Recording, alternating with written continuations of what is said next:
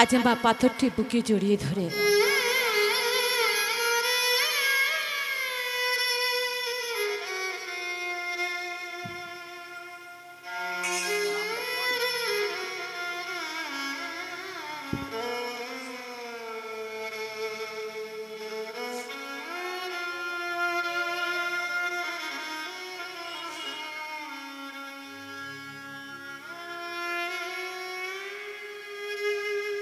পাথরটি বুকে জড়িয়ে ধরে বাবা সেই ভজন কুটিরে ফিরে এলেন। ভজন কুটিরে ফিরে এসে বিশ্বকর্মা দ্বারা সেই পাথরটি দিয়ে একটি গৌর মূর্তি বানালেন। একটু গৌর মূর্তি তৈরি করে বাবা কাষ্ঠ চৌকির উপরে বসিয়ে তার কি নাম রাখলেন জানেন বাবা? অগ্রদ্বীপের গোপীনাথ।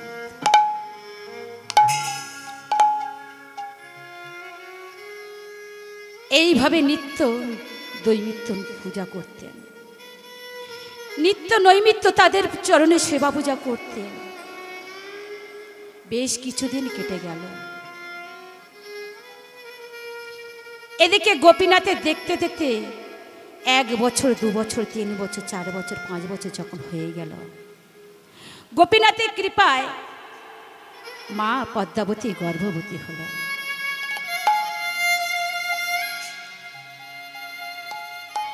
গর্ভ যখন মা 1 মাস 2 মাস 3 মাস 4 মাস 5 মাস 7 মাস যখন পড়ল, মা সাধভক্ষণ করল।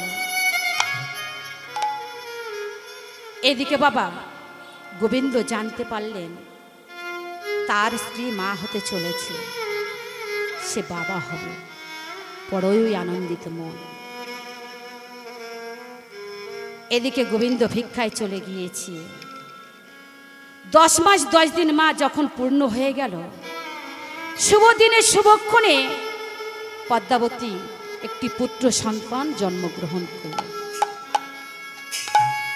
একটি পুত্র সন্তান যখন জন্ম দিলেন, ও মা, মায়েদের ঘরে যখন সন্তান হয় মায়েরা কি উলুধ্বনি করেন? তো ছেলে হলে সংকেতধ্বনি করেন। তো উলুধ্বনি কেউ উলুধ্বনি করে, কেউ সংকেতধ্বনি করে।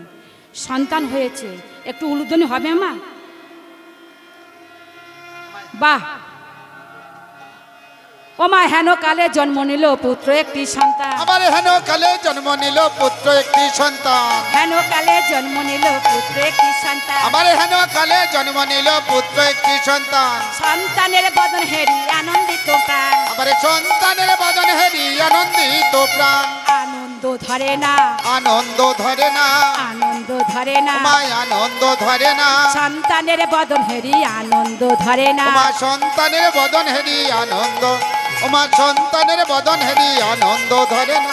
সন্তানের বদন হেরি আনন্দ ধরে না। শাঁখ বাজাও উলু তো আনন্দ ধরে। একবারে শাঁখে বাজাও উলু দাও, আনন্দ ধরে না। শাঁখে বাজাও উলু দাও, আনন্দ ধরে না। ওমা, সন্তানটি অনেক দিনের পর কোলে পেয়েছে, বহুদিনের পর সন্তান পেয়েছে। মা সন্তানটি কোলে নিয়ে মা বাগদেবী বীণাপাণির কাছে আশীর্বাদ চাইছে। ও মা, আমার ছেলেটিকে তুমি আশীর্বাদ করবে না মা? আমার ছেলেটিকে তুমি আশীর্বাদ করো মা। ও মা।